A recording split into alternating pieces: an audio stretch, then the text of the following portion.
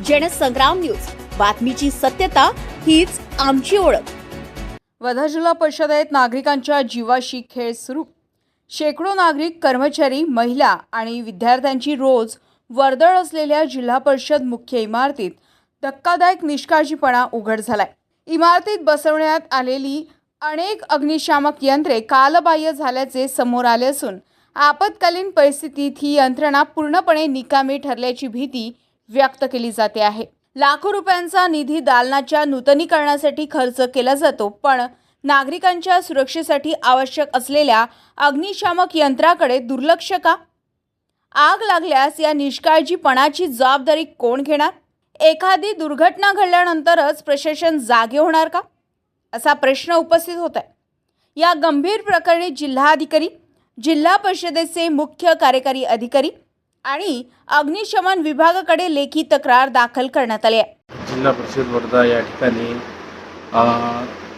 Safety cylinder यांची मुदत समाप्त होऊन कितीतरी महिने व वर्ष झाले असून त्याकडे अद्यापही संबंधित अधिकारी व कर्मचारी यांचे लक्ष नाही।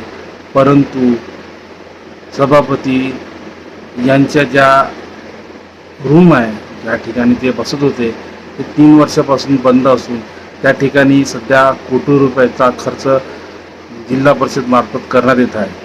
परंतु सध्या उन्हामुळे वर्धा जिल्हा भडकला असून या उन्हामुळे जिल्हा परिषद या ठिकाणी जर आग लागल्यास संबंधित आग विझवण्याचे यंत्र यांची समाप्त झाली असून आग लागल्यास जबाबदारी कोणाची, ही महत्त्वाची आणि शोकांतिकाची बाब आहे। त्या ठिकाणी महिला, शेतकरी, मजूर, विद्यार्थी रोज येतात आपल्या प्रश्न घेऊन, समस्या घेऊन। त्या ठिकाणी अशी घटना घडणे हे अत्यंत चुकीचे होईल।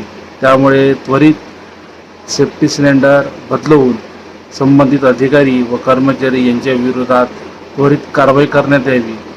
कालबाह्य अग्निशामक यंत्रे तात्काळ बदलणे, स्वतंत्र फायर ऑडिट करणे आणि दोषी अधिकाऱ्यांवर कठोर कारवाई करण्याची मागणी करण्यात आली आहे।